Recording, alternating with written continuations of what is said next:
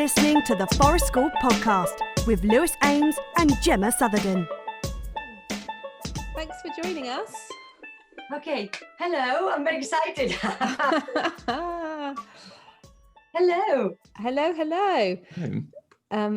Today we are talking to Vicky. Now, Vicky, can you tell us the name of your Forest School business so you pronounce it in the right way? I would. The Forest School business itself is called, I'm going to say it in Catalan, Escola de Bosc del Montseny. Beautiful. But with the team, we as well do trainings, and that's called Pas d'Infant. Uh-huh. And what does that mean in English? The first one is a very easy one. It's called Forest School of El Montseny. El Montseny is a mountain range, like about an hour from Barcelona. So it's just called the Forest School of that mountain. And the other one, it means child step. Okay. Pas d'Infant, it means child step. Got you. Excellent. And Vicky, you got in touch with us, I think, first of all. So have you listened to the podcast for a while, or how did you find it? Like, it really intrigues me that people like around the world somehow stumble across it and listen, which is great. I did because we don't have a TV at home, so we're very much radio addict. Mm-hmm. And so we read a lot, or we listen to things, whether audiobooks or whatever. And then I discovered podcasts, which are great. So, but I'm more and more less excited about some radio programs. They're always about the same themes. They're quite boring. So I thought, okay, I have to change that. So I listen to podcasts while I'm doing the dishes, while I'm, hanging the clothes up, things like that. Or even in the car, instead of getting the radio and getting something I'm not interested, I put podcasts. And that's how I found you. Looking for interesting podcasts. Yeah, and we really wanted to speak to you because we're just really interested in how Forest School sort of happens outside of the UK, and to hear different people's experiences. So thank you for joining us. It's great. Can you tell us a bit about like your journey into like the outdoors world? How did you start? How I started, I suppose, when I was a little girl. I was brought up until I was 11 in Barcelona. Mm-hmm. But I was in a group of scouts, and I remember it was like, oh my God. And they were very, very like pro going into nature nearly every weekend and outings. And they were a bit radical in certain things. Now that I look back, I think, at the time it was great for me. But now as a person that leads session with children, I thought, we did things I don't think we would do them nowadays. Oh, really? Like what? Then we leave a group of children. We were about between 9 and 10, 11, and they will leave us somewhere, and they would give us a map and say, find us. And they would be maybe, kilometers away from us, and we would be left there with a map and find your way around the mountain. And I'm thinking, oh gosh, we're quite young. Whoa. Yeah. They did things like that, or they leave us for 2 days in a spot and with a little bit of food. And I said, okay, we'll come and pick you up in so many days. And, oh my gosh. Yeah, I don't think we would do that now. Wow. At the time we did. So that was how I started. And then, life took me in loads of different directions. Yeah. And then when I became a mom, I had already been leading child-led education schools and projects. And then I thought, yeah, that's great. But I just want to be outside with my girl. And all of a sudden, we were leading a moms and dads group, family group with little children. And we started just taking them out all of the time. And that's how the Forest School started, just by saying, I want to be out. So parents, if you want to be with me, you'll have to be outside. And that's how we started. That's about 10 years ago. Wow. Amazing. How's that received sort of in the sort of general population? Is that like a really weird thing to do, or is that kind of par for the course? Everybody's outside anyway. No, funny enough, we live in a country that everybody should be outside all the time, and it's not a normal thing or a usual thing. It is normal on your weekend activities, but not as a school thing. So at the beginning, parents would be like, and every time it rained, are we cancelling? No, we're not cancelling. And it was a bit weird, but at the same time, it was received with a lot of excitement. So all the families thought, and all of a sudden we had like a very long list and we couldn't get everybody. And when we finished at the year of 3, they went, no, we don't want to finish. Okay, we're going to stand it till 6. Oh, we're going to stand it till 9. And we keep standing. Yeah. We get that feeling too. It's like, there's quite a lot of kind of outdoorsy stuff for toddlers. And then it's just sort of like, right, that's finished now. Into school you go. That's it. And we have quite a few families kind of going, oh, it's sort of sad that, if we go down that route, which most people do, then the kids just don't get that time in the forest anymore. So it's kind of finding ways to still connect with those families is quite tricky. And was that called Forest School at that time when you're kind of running that kind of parent and child group, or did it have a different name, or is it just like, is that a term that's accepted in Spain? And no, it was a different term, a different name, because I didn't know. Because I lived in England, between England and the States and France for about 15 years. Okay. And I have heard about it, but I didn't know what I was doing. So we just called it Blue Sky Project. That was the name of the project. But slowly I thought, that's something. And I'm sure other people is doing that. I'm not the most original person in the world. And then we discovered Forest School, and then we called it. But I did evolve from 1 day a week to 2 days a week to, for about 4 years, we had Monday to Fridays, children from the age of 3 till the age of 9 every day. So it was the only regular school. Wow. We had for about 4 years. And because it was a private school, it's not only the pedagogical side you have to lead with, you have to lead all the other side. And at one point I thought, right, no, it's too much weight for me and for my colleague. Mm-hmm. So, and we were homeschooling at the same time.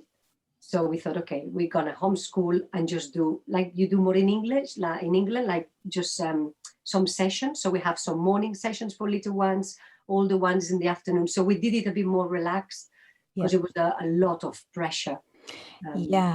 Yeah. I mean, we've looked very briefly into things like that and going, oh, wouldn't it be great to just have like an outdoor school? And then once you're kind of going, right, we're going down that road, registering as a school and doing all of that. Yeah, the legal side of it, the admin side of it is just massive, isn't it? That's when you need like, a proper team just to pay somebody to do the admin and all of that kind of stuff. It's a different thing, isn't it? Yeah. I always feel like you see some schools where they have like about us, a history thing, and you can see where someone really well-meaning has sort of painted themselves into a corner where they go, well, I thought schools weren't really up to it, so I set up my own toddler group, and then like you say, the kids got a bit older, so we set up this thing that went to 12-year-olds, and then because we had to register, we had to start doing lessons, and then because there was more kids, we needed a building, and before you know it, they've made their own school and they've kind of completely gone into what they didn't want to be. Find out about CPD courses at childrenoftheforest.com. Check out the podcast links for more details. Exactly. And for us in Spain, anything outside conventional schools or official schools, after the age of 6 is not legal. So we had all this side as well that you have to kind of work, and families have to pay for it. And most families that want to go down the route of forest school, they're not the wealthiest ones. There was always this balance on how much can you charge, but I know the families we have, and yeah, it was quite straining as a lot of work in our brain when we wanted to be in our body and outside. And so we thought, right, let's put it smaller again, and that's it. Yeah. So I'd heard that actually about home educating not being legal in Spain. So are there many people who are kind of doing it under the radar and sort of hoping to not get caught, or are there ways to do it and it's okay? It is not illegal. Okay. It's just not, there is like a gap in the law. Yeah. Okay. It says all children have the right to be educated. Yeah. It doesn't say where. Yeah. That's what the gap is. And you as a family, you do your best, because when you decide this, is not to overlook your children. It's not to ignore them at the other end. When you want to do that, is because you want to be really there. So the families I met, that they had to go through some sort of checking. Yeah. Finally, the people that checked them thought, well, your children are really well looked after all. Yeah. So they had been left. But it's not illegal. It's just not, it is there, yeah, like a blank space where you can play with it. But yet you don't put a label and walk around the street saying it either. So you just calmly just go around, you do what you need to do, not minding anyone, not bothering anybody and not being too loud, and then you're fine. Yeah. That's kind of similar to here in a way. Same thing. The law says that you have to educate your children. You can do that at home, kind of however you like. But the government every so often say, oh, we're just going to do a little research into what actually is going on. Maybe we should be regulating it more, assessing these children to check they're okay. And I kind of get it in terms of safeguarding and making sure that the children, as you say, are not being ignored or made to work out in the fields or something, But yeah, those who are home educating, are frequently feeling threatened or worried that their way of life is going to be changed through government. It's a big push at the moment. I don't know, Gemma, if you've seen in Plymouth with the Plymouth Council so the national law here, Vicky says, the children just need to be educated. Again, similarly, it's very broad. It just says an appropriate education, and nobody's really supposed to ask any more than that. But one of the city councils, not too far from us, has decided that they now want that to include a curriculum that they can see and workbooks that someone can come and assess, and just a whole host of stuff that obviously the home ed community in that place have really gone, whoa, this doesn't fit how we want to do it. For a long time it's just been, do you have a philosophy on education? And if you can, as a parent, go, yes, this is what we kind of believe in, then they go, okay, we'll leave you to it then. So this council trying to come in with a bit more, let's say, strictness, maybe authority, and it's definitely getting some backs up. I was going to ask, have any of your children that went to this setting gone from your setting into a school, and have you had any feedback about how that transition worked, whether they were really successful or struggled in certain ways? No, the opposite. Teachers, when any child that was with us has gone to school, or I know other projects that have done, teachers are very excited about these kids. They say, wow, they really listen, they very well mannered, of what you would understand, they ask things nicely. They said, I can see that they had some very lovely time on the early childhood because they are positioned in a certain way. And sometimes on the first semesters, maybe they struggle with certain subjects. I can tell you the case of a very close friend of mine. It wasn't forestry school, but it was child education in a project, and they were mainly outside. And she said on the first, she was 14, so she was going to college. Is that right? I think in English. Like high school, it would be here, I think. High school, that's it. So she was about 14 when she decided the first semester she was really out, really struggling. The teacher said, oh, she's such a lovely, she's always listening. I'm so excited. If half of the class was like her, I would be so excited. But she struggles. Second semester, she was already on the level of the next one. Third semester, she was the first in most of the subjects. And the teacher was like, how did she do that? How, from like zero in most subjects, she was like, and the mom said, I think it's because she's very excited and interested in something that she's never had before. So she puts her time in it, and she's really listening. So it might change after 2 or 3 years, who knows? Yeah. That's how it went. That was her route. Yeah. Just changing the subject slightly, I was really interested can you describe the landscape of where you run most of your sessions? So is it near the mountains, you said? It's by the mountains, and we live by the national park. Well, I live inside the national park. And the sessions run, we have a radius of about 20 minutes, half an hour, and the parents know that's how much they will have to drive. Depends where we go. Some families can walk or cycle, depends where we go. So we move around. And the scenery mainly would be oak and cork oak. You don't have many, and holm oaks. Yeah. That's most of the trees we have. That's for the mountain. But then when you go down into the plain, the valley, we've got more trees to do with river trees, yeah? And sometimes we go up to the top, well, not the top, and nearer, where we have all the chestnuts and I don't know how this other one, you call it in English, it's fatch. in Catalan. I don't know the name, but it's more, so it's a change. So they see different vegetations from fields, right, at the valley to the river, and then all up the side of the mountain, and then higher. The vegetation changes a lot as we move in our area, and we always go to different areas with nomads. We don't have. I was going to say, are you moving all the time through the sessions, or do you kind of go somewhere and you stay? Do you sort of set up a base for the day, or is it everything's on your back and you're moving the whole time? It depends on the sessions. We do what we call camp day, and those days we would go to a spot. Sometimes you have to walk 10 minutes, and then we would settle there for the 5-hour session. But sometimes we're walking, we're doing a route. So the parents leave the children somewhere, and we do a route to somewhere else where they will meet them later. It all depends on the time of the year. If it's winter, for example, if we go to a fireplace, to an area where we can do fire, because this is a national park, nothing like England, everything, even in winter, can be quite dry.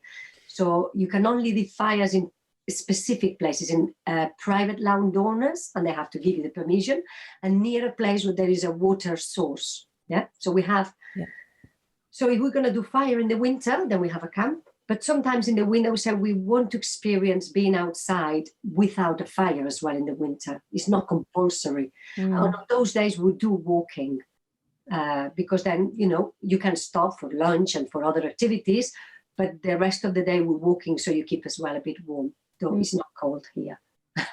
I might try that one. Next time I can't get the fire to light, and I'll just go, well, it's intentional, guys. It's so that we can experience a day without a fire, and then just bluff it that way. There you go. We do that quite a few times as well, because there is a castle nearby and you have to walk about half an hour to get there. So we have certain points which are nice, and the walk has meaning to them as well. Wow, lovely. And what kind of, so you've mentioned trees like chestnuts and oak, and I kind of really helps me to imagine what it's like to be outside there. What about plants? Like, are there plants that grow that you regularly forage or you use in your sessions? There will be all these Mediterranean herbs like thyme, rosemary, lavender, all these type of plants that then you can dry as well. So we get them sometimes. And we use them straight, like in a soup or in a hot drink. But sometimes we dry them, and they dry them, and they have them through the whole year, and we use it at different times. Or with the lavender, for example, we make little sacks, and they can put the lavender inside, and they can put it with their clothes. So there is herbs that we use, but there wouldn't, like, for example, you've got wild garlic. Yeah, nearly time for wild garlic here. Can't wait. Our plants are very dry compared to yours. Yeah. So no nettles and things like that? We do have nettles. We have fennel, nettles, nice. fennel, other things that you may have there. We've got, try to think of other things. I'm trying to think of things I know the name in English and my language. Can come across. But we get loads of blackberries, for example. We get as well, chestnut time, we get chestnut. We get some kind of cherries, which I don't think you have in England, which are hairy. Oh, okay. And you can eat only a few because they have an alcoholic bit in them. So you have to cook them. Wow. Great. You have to be careful. If they're eating a lot, you have to say, stop. Because if not, they go a bit. That's amazing. What are they called in Catalan? And I know my partner, who is the English one, look for it, because they don't. In Catalan, they call, I would translate the name, shepherd's cherries. Shepherd's cherries. Yeah, because they are up in the mountains, and that's what the shepherds used to eat. Yeah. Well, you would, wouldn't you? You'd just be a bit bored with the sheep on the mountain. Get a bit buzzed. Oh, amazing. What's the general kind of approach to foraging like? So we have some children who come to our sessions, and in the UK, foraging is it's become quite a like leisure pursuit of, it's not really done for many people for like sustenance. It's just sort of like a hobby. And so we get some children who are petrified if they see any mushrooms, or they're not really sure. Some of them, you go, well, that's a bramble. And we go, well, that'll eventually grow blackberries. And it's like their mind is just blown that blackberries come in, that they grow on a plant. Are your kind of groups pretty au fait with foraging, or is it new to them? They okay, because we live in a rural area. So most children here know a bit already. Like, I have not much idea of mushrooms, and we've got loads of mushrooms here.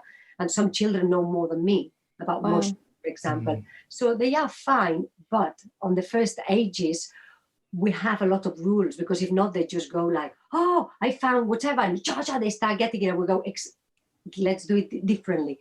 But sometimes we do sessions for groups coming from Barcelona or from other towns, and those ones, yes, when you talk about foraging, it's like, but maybe an insect is a weed on it.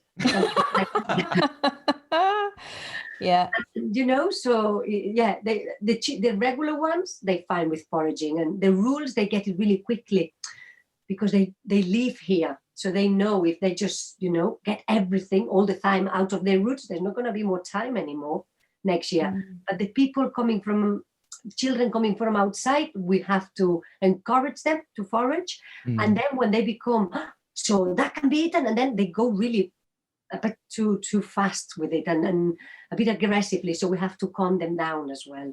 But the ones from the area would get a lot of it, but more with conscious that they will use it. They will use it because their parents use it. Yeah. Support the podcast today by becoming a Patreon member at childrenoftheforest.com. Check out the podcast links for more details. Yeah, we've got a weird relationship with mushrooms in the UK. It's really like, we're really alienated from mushrooms. And I think, I don't know, I'm generalizing, but many people I know from different places in Europe still have a really strong connection to mushrooms, and it'll be a regular thing. Even if you're not a particularly outdoorsy person, you will still, in the autumn time, go and pick some mushrooms and cook them. In lots of different places, I've spoken to people, from Romania and Poland and Spain and France. But here it's just terror. Just most people are just like, well, no, I would never touch those things. And, and we do, because of the families we work with, like we have children whose parents are very into it and know a lot. And we have had, we've got a 6-year-old at the moment who just knows so much about mushrooms, and she's taught us quite a lot of stuff. But on the whole, people are just scared, and it is... Yeah. Here, very much in the cuisine. So if you go to most restaurants around this area, that loads of people come in the weekend because they have like traditional dishes, loads of mushrooms. Everybody gets them, and everybody goes them and gets them. And there is as well, at the weekends, there is people here teaching people from outside, how to pick them, where to go and pick which one. So it is a tradition here. Mushrooms are very, very welcome and appreciated. Really. I think it is slightly changing. We have a similar thing. It sounds like to you saying that the people that come from Barcelona, we have the New Forest in the south of the UK, and they've had to put a ban on mushroom foraging, because everybody was getting basically coming down on a coach from London, very rich people, I'll go for a weekend, I'll pick whatever.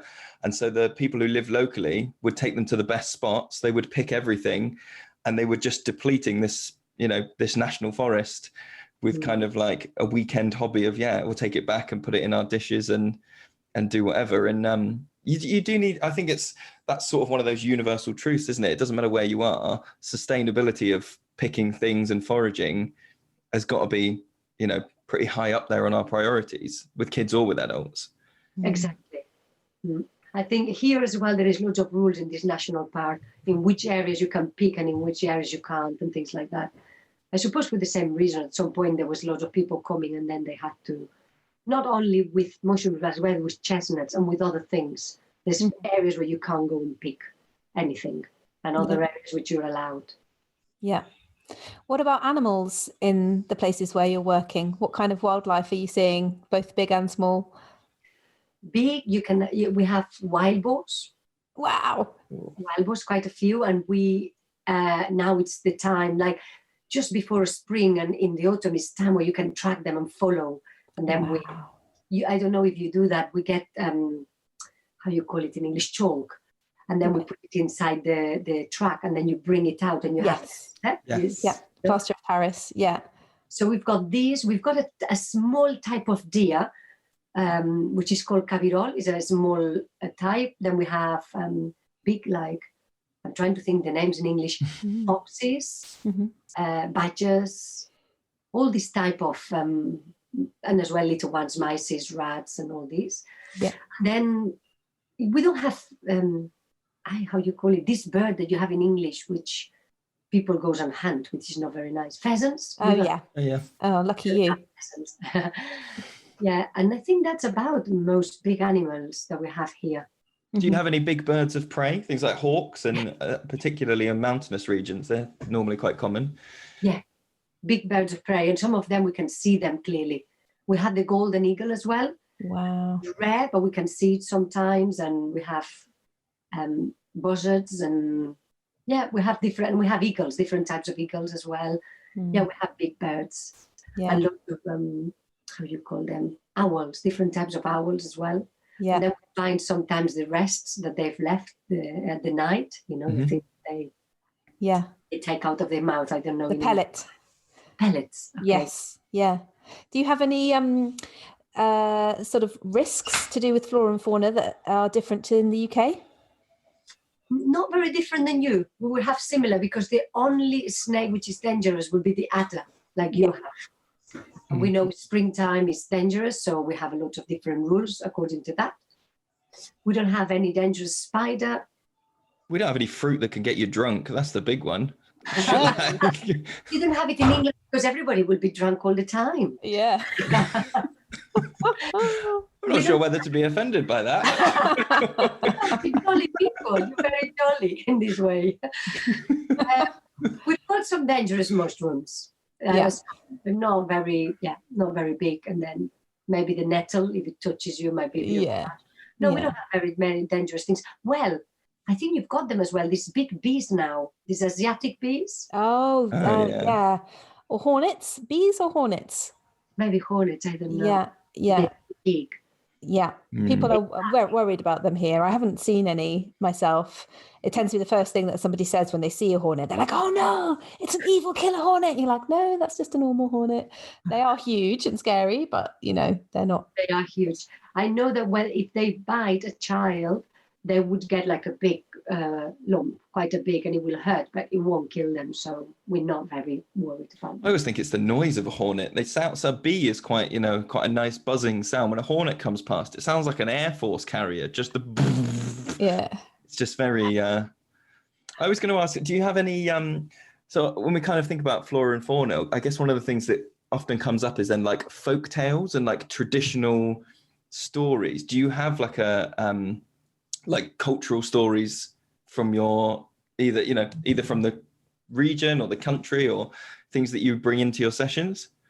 Yeah, we do. We do welcome some of the traditions, but not all of them. But when we bring any traditions, usually we put them in the so if we get a tradition, it's because it has a context of nature.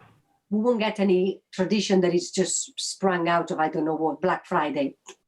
Nothing to do with nature. Nothing to do with children. So we do bring into traditions or celebrations or rituals, but always really attached to cycles and nature, and that they will have a meaning for the session and for the children and what we live together, what we experience together. So we do bring things into the sessions, but always link to what we're living in the sessions with these cycles and nature. Yeah. The rest, they can celebrate it at home or wherever they go. Got you. Can you give us an example of something that you celebrate in that way? There is one that we celebrate, is only in Catalonia, not in the rest of Spain, which is called al tió. Tió, it means log, but like a piece of log that you've already cut. And that was born hundreds of years ago, and it was a pagan tradition. Yeah. So sometime during December, you go and find a piece of log, which you will bring into the house or into somewhere. Yes, we don't have a somewhere in the forest school, so it was only there with the materials. And then this piece of log, you will cover it with you will look after it. So you will cover it, you will give it food, and it will eat the food.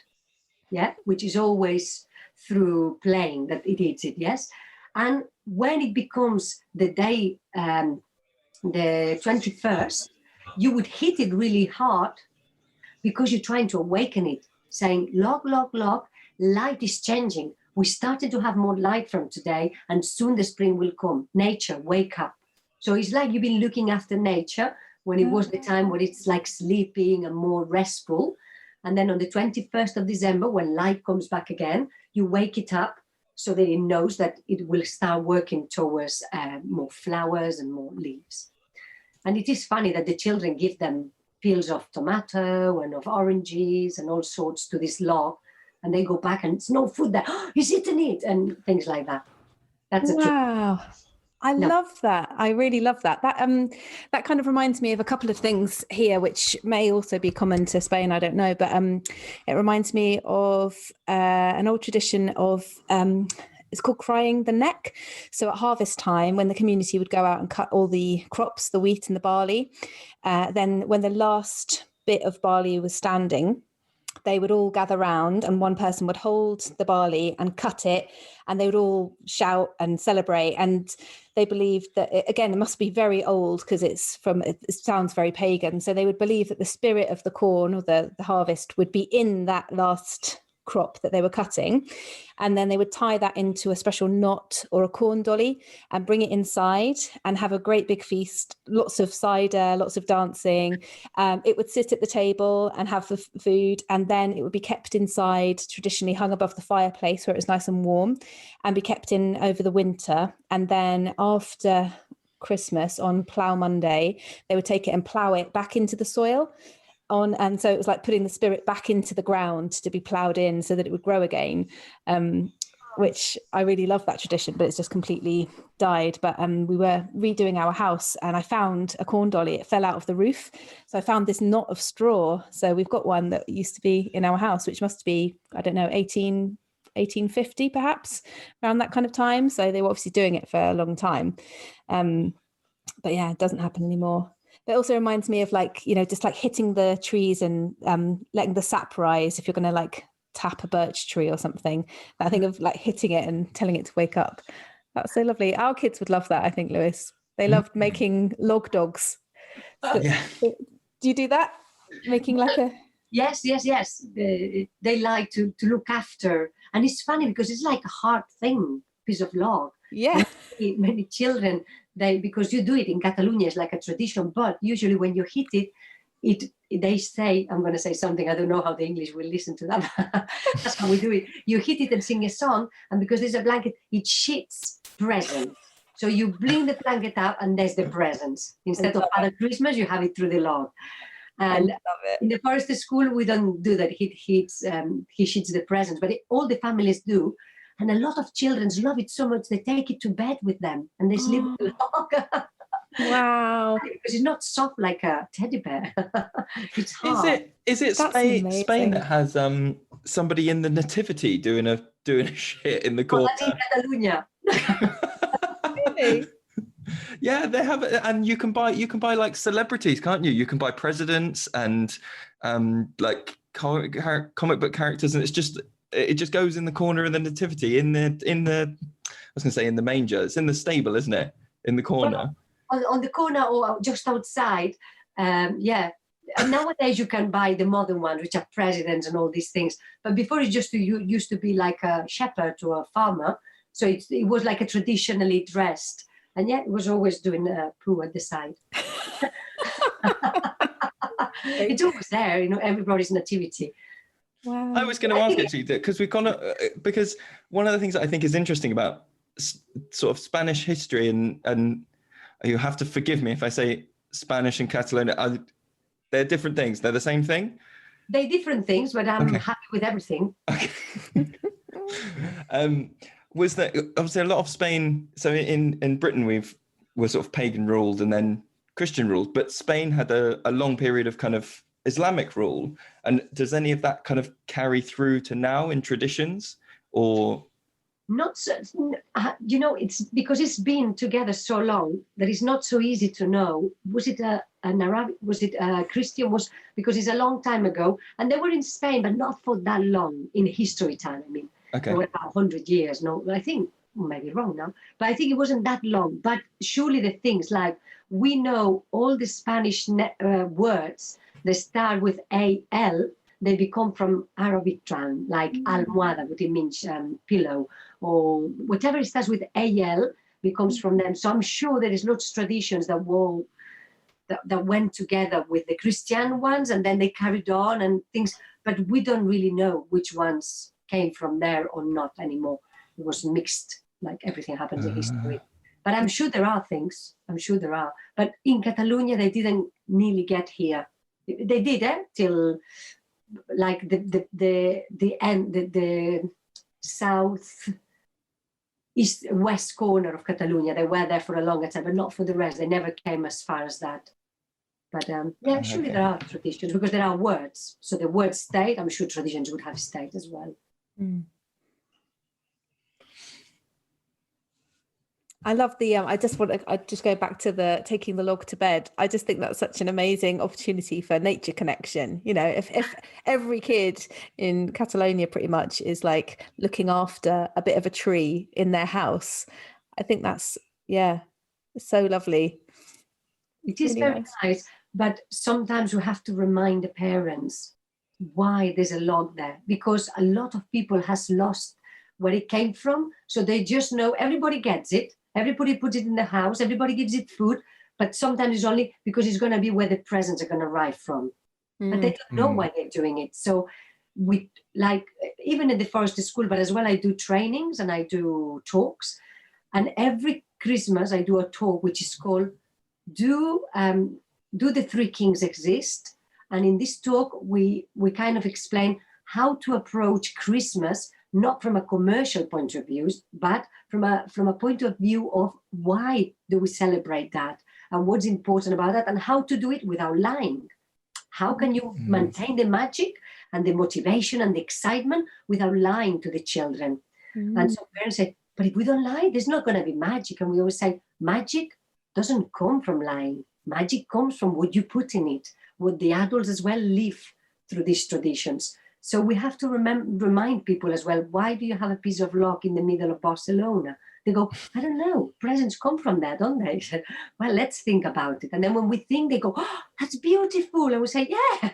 And then they're more in tune with the tradition, which is what's important really, no? Why would sometimes. Applications for Forest School training are now open at childrenoftheforest.com. Check out the podcast links for more details. Yeah.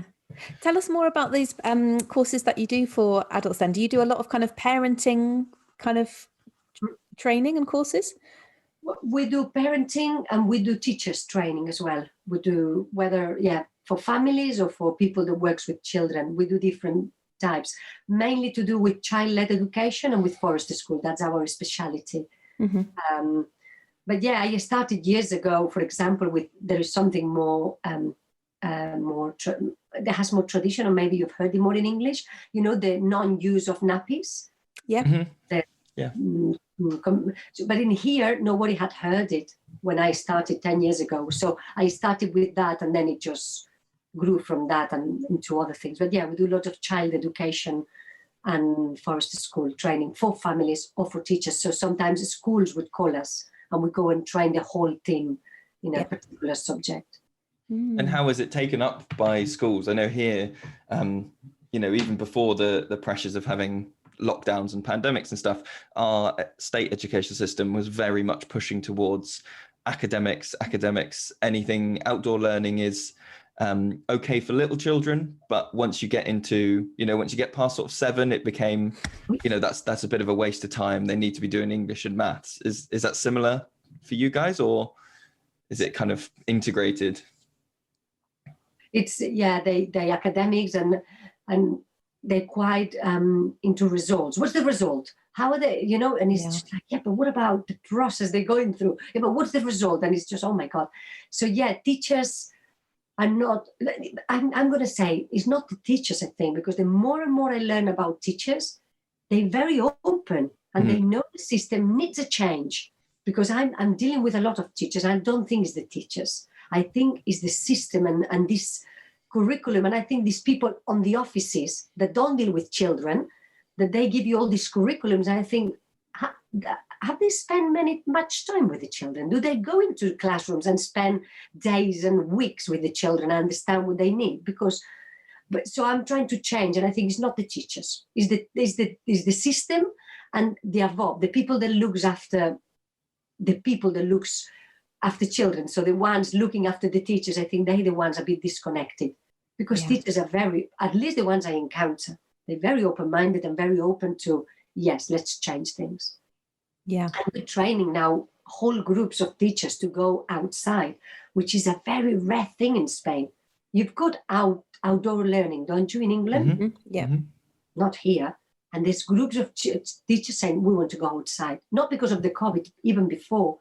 Mm-hmm. And we go outside, they go, okay, now, how can we do it so it looks like we're doing math and reading? How can we make it look like that? We go, okay, let's think. Yeah. They have to respond to the system. But they're very happy with the children outside. They realize how good it is for them very quickly. Do schools have, is it normal for schools to have like a green space, an outdoor space, or do they have to go somewhere to do those things? The schools in the area where I live, yes, because we're in a national park, so they're very closely to the park. But we do as well schools in Barcelona or in other towns, which are, and no, some schools, outdoor space is incredible. I mean, I go there and I'm shocked. Who designed that school? Who's designed something for kids like this? Because sometimes imagine a building which is all around a piece of, how you call it, tarmac, I think. Mm-hmm. Yeah.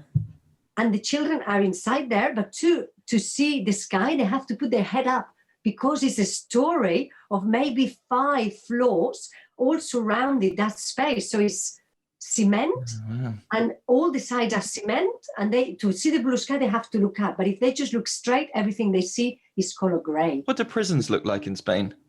Like this. Just like I described. So I'm impressed I'm shocked when I go to schools and I see this outside for children.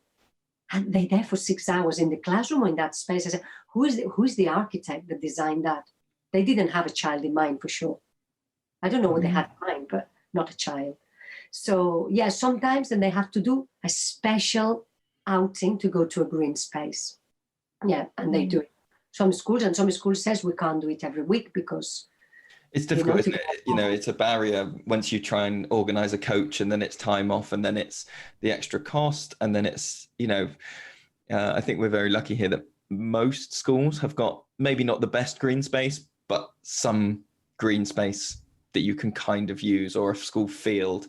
But increasingly, I think we're finding that rural schools here are having what little space they've got, because, what starts as a village with a few hundred houses in it soon becomes a few thousand, and the school is kind of penned in. And so they build another classroom, and then they build a bit more parking maybe, or they build, another toilet block, and then it just eats into the green space. And you can just see it creeping towards that kind of just, okay, it'll all be grey, which is a real shame. But I think that the schools here, they look more and more concerned about it, and they ask for, we need a green space, we need an outside, we need trees. I remember I'm talking about years ago, I went to school to do a training, and all the trees around, they had this foam, all the trees around, and I thought, what's happening to the trees? And they said, no, it's so that the children won't hurt themselves. Oh my gosh. Wow. They've all foamed it all the way up. And I was like, what? Oh my God. That's a few years ago, but not that many, maybe 5 years ago. I'm not talking about 100, only, and it's amazing. Wow. But now they're changing their minds. The schools like, okay, no, they need earth, they need sand, they need water. It is creeping into the schools, but we went the other way around, and we'll see. Is it normal for early years children to be muddy and messy and outdoors and playing in Spain? It depends on the families. Okay. It depends on the families, definitely. Some families are very yes, and others are like, oh my God, it's got a stain on the trousers, and let's go home now. It depends on the families, really. But I think with the COVID, which it brought us lots of not so nice things, I think it brought some very good things. And people has become very conscious of how dear to us it is to go outside and to take advantage of any moment they can. And things are changing. So some things, I think it's good out of all of this. What's your kind of situation with COVID at the moment? Is everything closed, or are you able to offer sessions at the moment? We are offering sessions because things outside are allowed, but we can have only, I think at the moment is 6 kids per adult. So the ratios are very low. And the outside things are open, but you have to use a mask. All the children under 6, even if you are in outside space. Wow. That's very interesting. You say 1 to 6 is very low. What would your normal ratio be for running sessions? For running sessions, it will be up to 7. Okay. If we have the how you call it, somebody doing practice, somebody who is not a leader but is like there a trainee person. Yeah, the trainee person who is not involved very much in the sessions but is around, we may increase it to maybe 8, because we know we have this other person with all the children. But I have a group which are 0 to 3, which come with the mums and dads, these ones. I have a low ratio of 5 per session. And sometimes I've taken it to 6, but usually 5 children, even though their parents are there. But the way we run it is a more like a cooperative school in which the parents are active, but not active with the kids. They're only there for emotional support in case the parents need it. If there is a conflict, so if there is a conflict between 2, a 2 years and a half old, and I'm dealing with it, I always call the mom or the dad.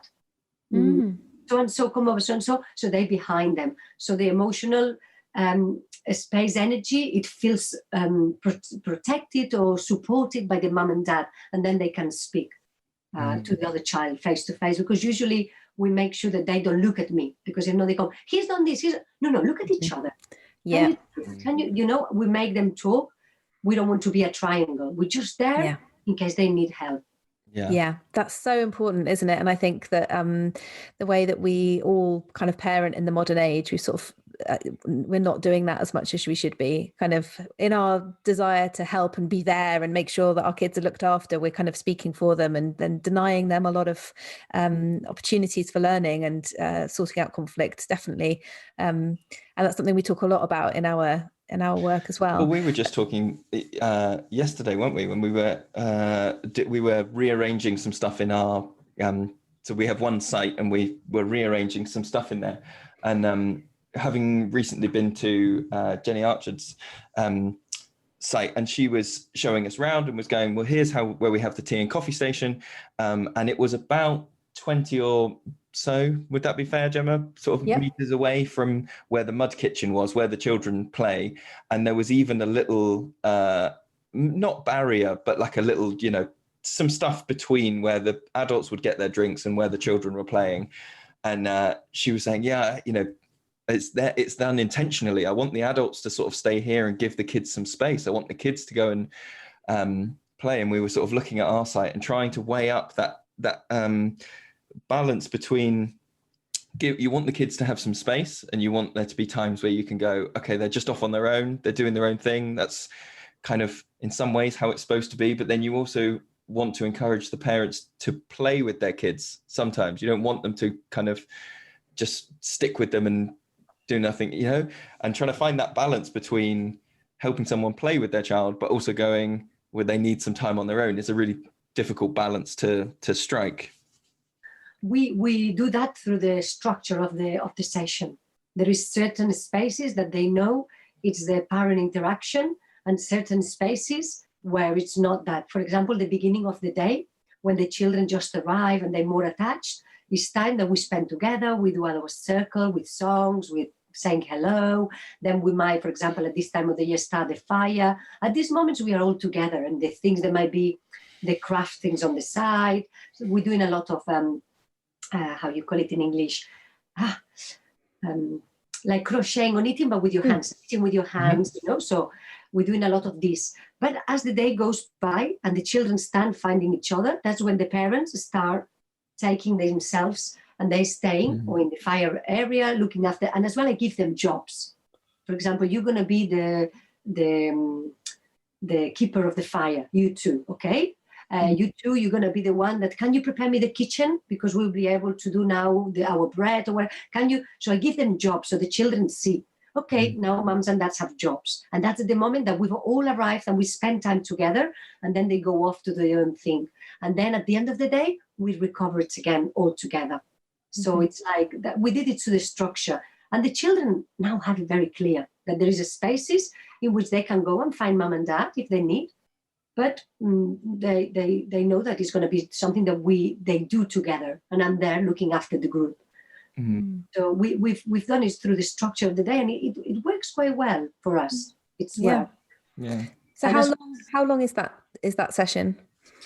With the little ones, it's 4 hours now. With the smaller, 0 to 1.5 is 3 hours, and the ones from 1.5 to 3 is 4 hours. Wow, 4 hours is quite a commitment. That's basically a day for a small child. Yeah, it is. They are 1.5, 2 now, because we're getting to the end of the year. By the end of the year, most of them will be 3. This group, the 4-hour one, and the other ones is 3 hours.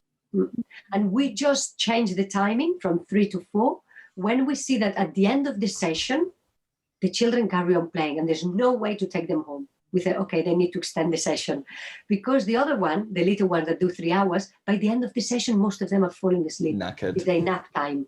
So we know this group is still 3 hours. But then all of a sudden they change and they're not napping, they're not falling asleep, and they want to play more. Okay, we're going to extend the session. And that's when we do it. So we is that kind of normal for other parent-toddler groups? So here we would have lots of parent-toddler groups in a church hall, or they might go and do like a gymnastics club or something, and kind of everything for under 5s. If it gets to 2 hours, that's a very long session here. So is 4 hours kind of normal for your kind of? No, it's quite long. No, it is long, and it's because we have lunch together. It's like we spend the morning. It's not like they do in a session, because there's nothing to do in particular. Like if you go to a movement session, a dance, they're leading you. But in here, it's just like being with my mum and some friends in the forest. And sounds idyllic. It's just very, it's like being with mum at home, but just in an outside space with other people. So we have all lunch together. We all have lunch at 12:15, for example. And we do 4 hours. But as I said, this group is not 1.5 anymore. It will be from 2.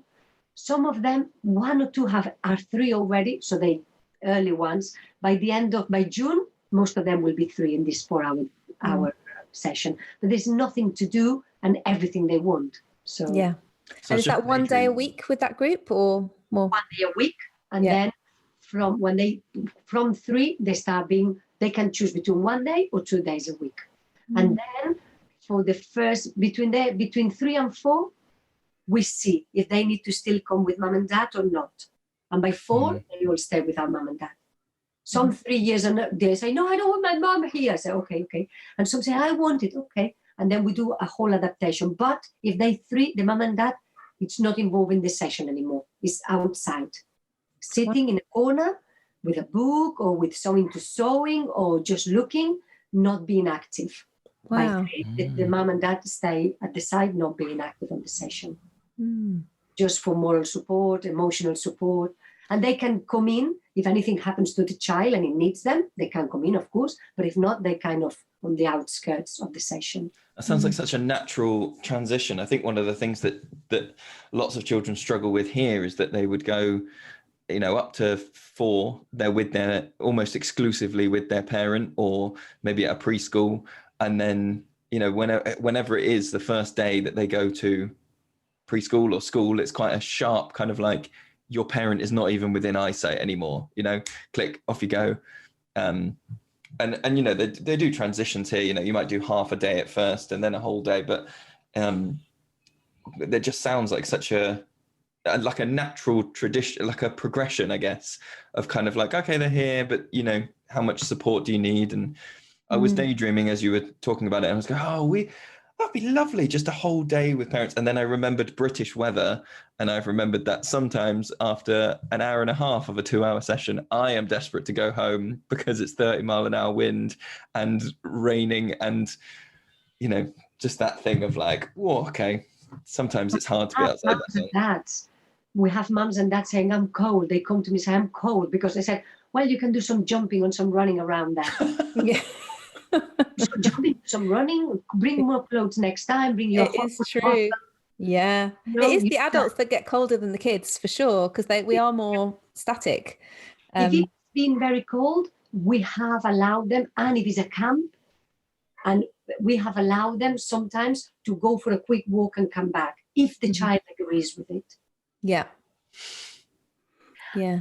But here as well, and most of the schools are punk.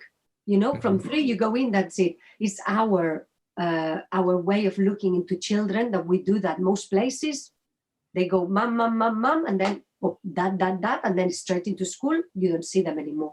And then we have another progression. They on the outskirts.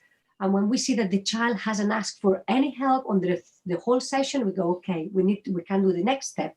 And the next step is your mom and dad are going to come, but they're going to leave at some moments, and then we give them jobs. Can you go and get some wood? And they go for 10 minutes at the beginning. They go and they come back. And then they stay for another hour, and they go to get water and they come back. See, for a few sessions, they're coming and going. And then the next session is your mom and dad staying in the forest, but he's going to stay not in our outside. You see that tree is going to be behind, and then the child can go over there here. And we started like really progressively. Yeah. But some children don't need it.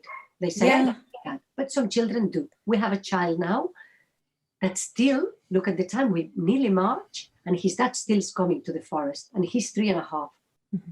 But his dad comes with him and says, I'm coming back. I'm in this forest. If you shout very loud, I'll come. And he used to do it. But if he shouts very loud, the dad can hear him. But now it's happened at least for a month. He's not called him at all. So soon he's not going to have to stay anymore. Yeah. I just think that would suit so many children so well. So many of the kids that we know would have benefited from that. And they're just, it's like it's a whole different approach, isn't it? And there's just nothing like that here. There's either a parent and toddler group, as Lewis is saying, where you go for an hour and a half, 2 hours, and that's what we offer once a week, or it's childcare. It's childcare so that parents can work. And there's nothing that I've ever heard of that is a substantial amount of time, but it's a commitment from the parent to be there at the same time. And that people would kind of have the idea and pay for that would be, interesting. Well, that's what I was going to say, that I think here it's very much the view of like, if you're paying for childcare, then the view would be that the adult is going to go and use that time to be somewhere else, to do something else, to go and do some shifts at their job, or to go and look after one of their other children at home or something. It would be, I think lots of people might look at it and go, what, I'm supposed to pay, but I'm not supposed to, this isn't for me, but I'm supposed to kind of, and that's, it would be like saying, well, when your child starts school in September, you can't actually start working until October because you have to be available for that first month to go in and out. And it would be incredible. It would be so supportive. But I think here people would really struggle with that idea of, maybe being free and maybe not, maybe being available. And here, don't you think that you don't have to think that all families would do that? Loads of families say, how, I can't do it. If a family says, okay, I can do adaptation for 3 weeks and I have to go then we speak to the child and we find a way. We say, look, Mum, we have to find a way because we don't want the child to stay here crying or not. And then but it's not all the families. It's families that really decide to invest in this type of education, in this type of being beside the child. But some families say, I can do it for 2 weeks or I can do it for 3. Okay, let's see how we do it. And then we do a whole plan. We speak to the child and say, your mom needs this in 3 weeks' time. Let's see how we can do it progressively. And we tell them as things go, what else can we do to help you? Do you need to be by my hand all the time, for example? So we find the way so that this child is going to be okay. And another thing that we do sometimes is that then if this mom or dad can't stay, maybe they're very good friends with another mom or dad of the group. And maybe that mom can stay for a little bit longer for a child who is not their child. Mm-hmm. That's very lovely. When that other mom says, okay, it's not my child, it's my neighbor, I will stay for another extra week. So we try as possible to do it, but it's in our school. It doesn't mean all the schools do that, not at all, because lots of people will say no. But when you come to our school, this is our conditions. Yeah, that's really lovely. Community feeling of raising children, which is really lovely. Was that right in thinking the way you described your groups moving and the 0 to 1.5 year olds and things like that? So will that whole group progress as a group, or does one person move? So if somebody turns 2, do they leave their group and join the other group, or does the whole group move as one? Usually the whole group move as one, except for example, this year we will have to split a group, but we prefer not to, because but I think sometimes it's okay for children, but at least we like that for 2 years they're the same group, at least, because that creates a whole thing. But for example, this year we've got in the group 3 to 6. We've got some 3 years olds that they're going to be 4.5, and the 6 ones, they're going to jump into the next group. But at least for 2 years, they're together, at least 2 years, they're always together. But the little ones that I told you, we keep them. And the 0 to 1.5, they're all going to go up. And even though some little ones the same age will come, we keep them. And that's 2 years. And as well, then the mums and dads know each other. And when they have to do the adaptation for the 3 years olds, sometimes one mum stays for 3 kids. And we don't have to have all the families doing the whole adaptation. Yeah. So they kind of shift among different parents. For that. It's so lovely, isn't it, when you see parents that maybe didn't know each other at the beginning and they've met and bonded through being in the forest together. And you just think, they're talking to each other and hanging out outside of our sessions and building a community. And I just find that lovely. It's one of the nicest parts of the job. And and maybe kind of connecting the adults with nature when they weren't necessarily expecting to do so. They're kind of there for their kid, and then actually they gain a lot from it themselves. Oh, thank you so much for speaking to us, Vicky. I think we've taken a lot of your time. It's been an absolute pleasure. And I've sort of been, as I said, daydreaming in my head. And in this current time where we can't even go really to another town down the road, I've just been transported to a beautiful chestnut forest on a mountainside in Spain and had a lovely little holiday for an hour. So thank you so much. Yeah, you're very welcome to come whenever you want to see our project. It's a date. I'm there already. So where can people, if people are listening, where can they find out more about your projects? In our webpage, they can see our projects. At the moment, our pages is only in Catalan and Spanish, but it is being translated. We've got a lovely translator who is doing the work. He's English and he's doing all the translation. And it's www.pasdinfant.org. That's our webpage if anybody wants to know more. Oh, your project just sounds so brilliant. I'd love to come. Thank you so much for inviting me. Thank you so much. I'm really, really happy. Yeah. Thank you. Okay, cheers. Thanks, Vicky. Bye-bye. Bye. If you like this podcast and want to support more episodes, you can donate through Patreon. Visit patreon.com/Children of the Forest to show your support for the Forest School podcast.